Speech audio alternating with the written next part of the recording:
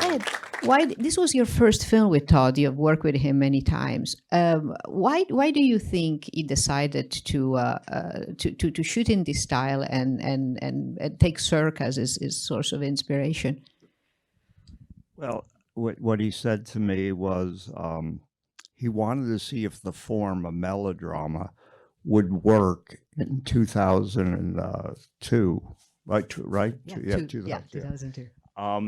to see if it would connect with an audience. You know, he did a early film at Brown University, Superstar, where he used puppets or dolls to tell the story of Karen Carpenter, who had this tragic life and, became, she basically killed herself. And so he wanted to see if to use this popular form that was kind of at the time, like they called it what we would consider a soap opera or weepies in the 50s, to tell what Douglas Sirk did is he imbued these kind of popular form as a political and social and uh, dynamic to talk about the values of American life. He came from Germany at the end of the just got out of Germany during the rise of the Third Reich, and he had a Jewish wife, and he ended up in Hollywood, and he found it actually difficult to work there. And he ended up doing, he had a chicken farm and a vineyard. He said that was his most happy years of his life, but he became a script doctor. And then he got offered to do these kind of films, they were like 18-day, 24-day backlot Universal Studio films. So, but he imbued, he questioned all his life, he questioned the values of the so-called good life, the middle class kind of bourgeois life. And so he put his messages or his questions of like about racism, about sexuality, and in the films, but not as overt as Todd did. So Todd wanted to see that we feel we're so sophisticated and not racist or homophobic. If he could imbue the same questions, and would it reach an audience? And I think that he gave you, he gave you and Sandy Powell, the costume designer, and the production, books with shots of Sirk's film. I mean, really in Yeah, detail. he always does a lot of visual research, and so I studied Sirk's films, and um, he came out of a Brechtian theater in Germany, which was they called it epic theater, where he was interested. Brecht was interested in that you knew that it was a play or you knew that it was a film, but what was important were the ideas. He didn't want you necessarily to identify with the characters as an individual, but more of what they represented. And in a way, this is what Sirk is trying to do in his films. I think you do identify to the character, so he had his own twist on it. But that's why there's that, it's so mannered, the acting is mannered, the lighting feels artificial, the colors are not totally naturalistic, and it's interesting. What the interpretation, because I've read a lot about this form, how it reaches people, and in its simplicity and its kind of abstraction, some way it maybe reaches individuals more openly for your own feelings than it does when we shoot films naturalistically and where we want to, because look, all filmmaking is a conceit. It's it's manufactured. So if we manufacture it making it look natural, or we do it like this, the important thing is what are you left with emotionally? You know, what do you feel about what the story is? And I think that well, when you know, as you said before, this is 2002, and so you had already digital technology available, but you chose to go a completely different way. I mean, you not only you shot 35, but you used the technology that Sirk had in the 50s. Can you talk a little bit about Yeah, that? well, Todd always is interested in the methodology of how it was done then. I mean, all the films I've done with him are 50s, 60s, 70s, 30s. We've always tried to use the techniques or the material that what was used as close as possible. So he wanted, even though there was, it's called a DI, that you can digitally correct everything, color and density. He wanted to do everything in film the way they did it. So the film opticals, um, the color correct was optically color corrected, um, or photochemically. So I think that, and then even like a film like Wonderstruck, where there's these long dolly shots in the street, and there's a part of Wonderstruck that takes place in the 70s. He wanted to know how they did those shots. So Cameron was still alive, Owen Rosman. I called him. He said, "Oh, it's terrible. We had to use what's called a Western dolly. It's just now we just carry equipment on it, and it's very difficult because you can't reset it exactly where you start, and it's but that's the way Todd wanted to do it. So I told the grip. He goes, "Are you crazy? That's the way we did it, like 20 years ago." And but what it does is it gives you the feeling of the camera movement that you couldn't recreate, or you could recreate, but it would spend a lot more time trying to recreate it than using the tool that they used. And in this film, just camera wise, I realized in these films, because they shot so quickly in the back lot of Universal, they would do moving masters, and then they would just pop on a tighter lens for the close ups. They wouldn't go off axis. And also, you have a feeling of not being in the eye line many times in the film, and it again, it allows the viewer to be more an observer of something happening than being engaged totally in the film. And for color, can you talk a little bit about the use of color? Because I mean, Cirque was so seminal, and here you've done very similar thing. You have always the warm tone, the cold tone. What is the meaning? And can you? Yeah, well, Sirk was also many things. He a poet, he painted, and so he, with his cinematographer Russell Meddy, created their own kind of expressionistic feel in color, because color isn't just a pictorial tool, it's also an emotional tool. I studied painting, and I was very interested, back from 1810 with Goethe. I wasn't around then, but or Joseph Albers. They studied how color psychologically affects the audience, and I think that's what he did. He and Russell Meddy played certain scenes in certain colors, and it's true, warm and cool colors. And so I tried to do the same thing.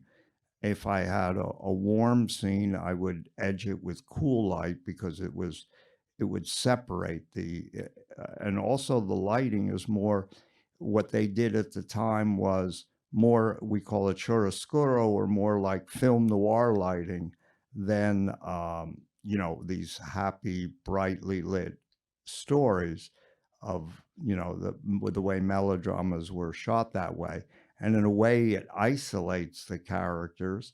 But two, he used wider lenses than, we a lot of times in close-ups you go with a longer lens, and he always kind of there's somebody always in the frame. Either you always feel like the over the shoulder or there's a banister. The people are always kind of, how do I say, like in prison somehow. It's very claustrophobic visually the way they shot the films. So we tried to do, and mirrors are there, and so Yeah, raise your hand if you have questions. We have a light in my there.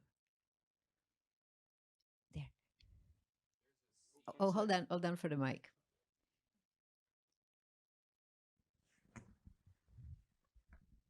Right after Julianne Moore's character discovers Dennis Quaid's character, they go to the hospital and there's this swell of light. I was wondering if that was planned or just she's looking at this idealistic, like middle class couple when it happens. I was wondering if that was planned or just something that happened. yeah. Always the best things just happen. You actually have a great cinematographer, Fred Murphy, that I just came from the ASC Awards. He could tell you. He lives in the community. Generally, the best things that happen to you happen when you don't expect it, and it's if you capitalize on it. And that just happened. The sun came out just at that moment, and I thought I blew the shot. I said, Todd, we got to do it again because, I just went like 4 stops over, and sure enough, it was just emotionally, it just happened at the right moment. I had another situation like that in Wonderstruck where she comes to the city, the young girl, and just at the moment she's like walking on the boardwalk, the sun comes out again. And I said, Oh, Todd, and he goes, Why didn't you get it? And I go, Well, I can't judge the sun all the time. But it's you have to be prepared for that accident. Films happen in real time. So to me, that's the greatest part. I started in documentary, so I'm always open to the moment, when things happen. But that was just by chance. Speaking of this, Cirque mostly shot in studio, and in some stages, Yeah, and you were outdoors. You had a yeah. location. Was it difficult to recreate that sense of artificiality, or or that Well, expressionistic yeah, that was the feel that you were talking problem, about? to be on location and make it look like a studio. So so we do things, like Fred can tell you, like in the diner, that was a real like coffee shop. So I had to ND the windows so far down I couldn't even see out because it was bright outside. But in studio back then, they made the outdoors look the same as indoors. So I didn't want to blow it out the way we do, like in a naturalistic film. I wanted you to feel the artificiality of it. Like I never use that much backlight in all these interiors. There's a backlight. Where is it coming from? The only thing I avoided mostly, which they did, was they would have double shadows on the wall all the time. The one scene I did that in where I don't like it every time. When she's at the window and she's kind of a silhouette, it's a day scene. I have like a Coca-Cola, so it's called. I broke up the light, like the light came in from another window. It never would do that. But but it was right for that. There's a question here. Curious then why you chose to not to go on locations instead of giving yourself the Probably extra time. budget. Okay. It was cheaper to go on in that house. Actually, that house, we did shoot that on a set, the upstairs and the downstairs. That was the only set. And it was Connecticut, right? That Where? you shot it in New Jersey for Yeah, Connecticut. all in New Jersey. Yeah. And the other film that is set in the 50s that you did with Todd is Carol, and that's kind of a completely different feel from you kind of moved away towards a more realistic. Well, the book, the Patricia Highsmith book, was called The Price of Salt, and then the film Carol, they later called it. this was her second book after she wrote Stranger on a Train. And she wrote the book in 1949. So it Todd's idea then, Sirk was like the mid 50s to late 50s. And this is when America was rebuilding itself, and commodity, and America was like resurging, economically. But when she wrote this book about her own personal experience seeing this woman and then fantasizing this story, it was the America was still like just coming out of the war, so things were kind of gray, and we looked at, it was interesting, we found female photographers like Esther Bubbly and Ruth Orkin and Helen Levitt that were experimenting with color film, and they were experimenting with positive color slide film. So when I looked at a lot of those stills, I go, wow, why don't we kind of try to capture the feeling of how the world looked through these slides, and um, and that's how we came up to shooting Carol, because it's a love story. It's not really a melodrama. It's not melodrama, and so we wanted to capture a certain reality to the world that these women were facing in their love story. And that was the reason why it was a totally. Also, the camera was more of a subjective viewpoint of Carol towards Rooney's character, and Therese towards her, and they're both kind of like Fassbinder stories in the sense that the power struggle changes between the characters. Yeah. Yeah.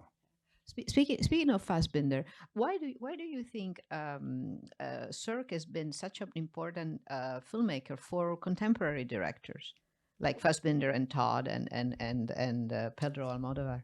Well,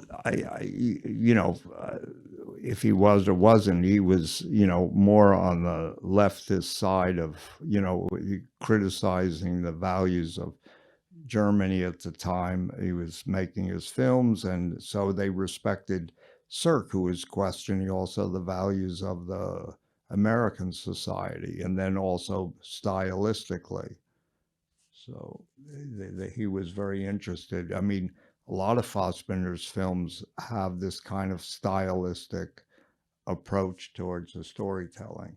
You know, actually, he made a film that's kind of references this film.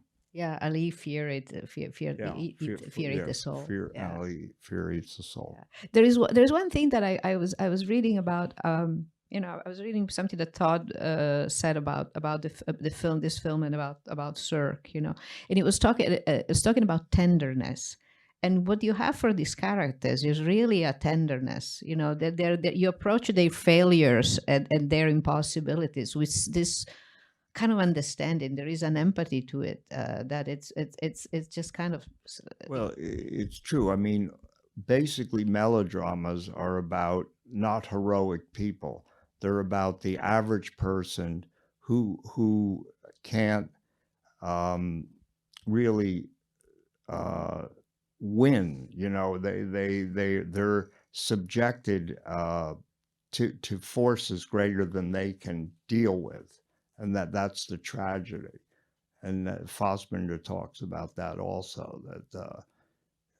That these are average people, and I think that's why an audience can respond to it, because they don't he doesn't give a resolution to his films.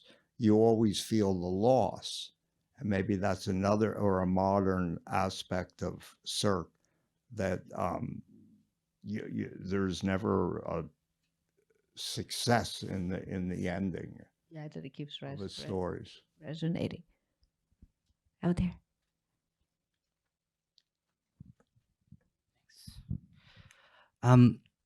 Look, this is the first time I saw it in a theater, and I'm really taken just by the color, especially the scene in which Dennis Quaid goes into the movie theater.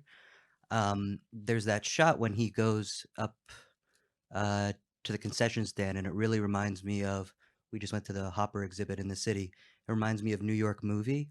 Mhm. I was wondering if you took, besides Cirque, if you took for Yeah, any that was a painted. direct reference It to was. Hopper. Yeah. Yeah, it was. I will say something. It was really great to see a film print, but that print's like I don't know how many years. Like It's a release pre, so it's 2002. yeah, So it's 20 so years. it's gone a lot redder than I did it. It's generally you would see a little more green in places because the red minuses the green, and it's about 2 points too dark. Fred, I would write to I Universal.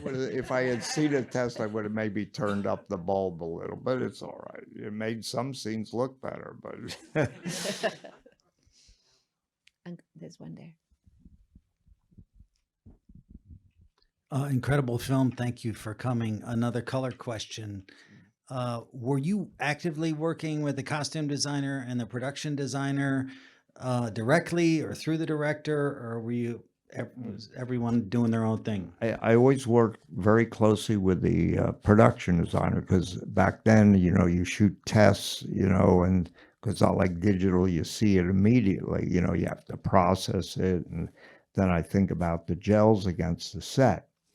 But this all came together very quickly when they finally got the money, and I had never worked with Sandy Powell, and when she just whoa, when the autumnal colors of the dresses outside, I go whoa, I didn't really have a chance to get into that with her, but that's why she is who she is.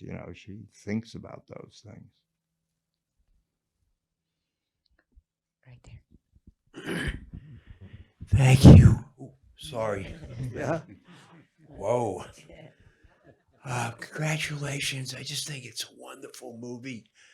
I'm surprised my wife and I had never seen it before. Particularly. Whoa.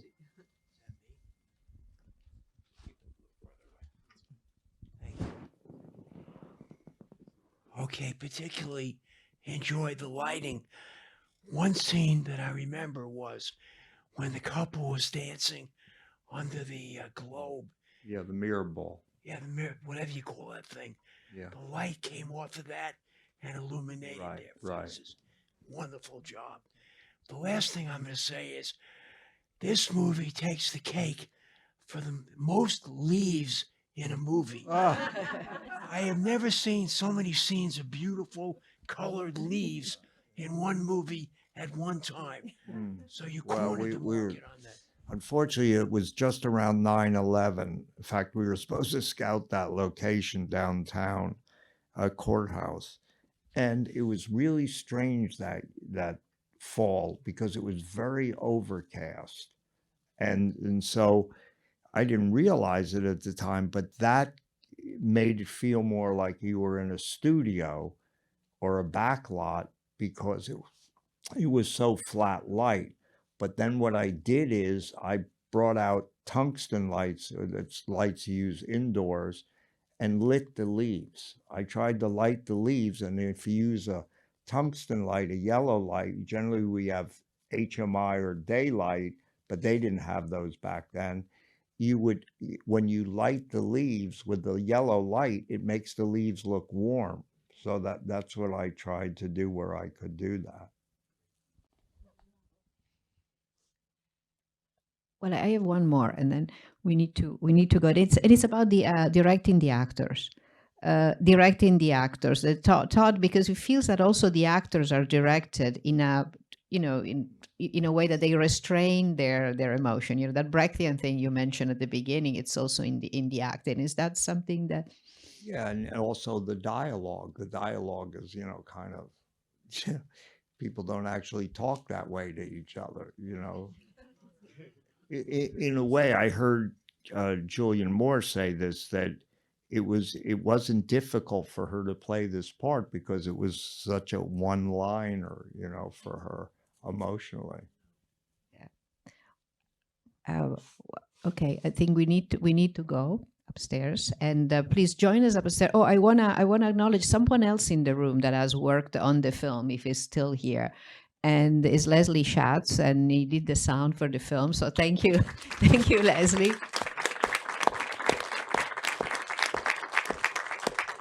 And also the artist of the that has painted this beautiful paintings that are inspired by Sirk's films, and her show is on the third floor, where I invite you to join us and take a look. Sabina Streeter.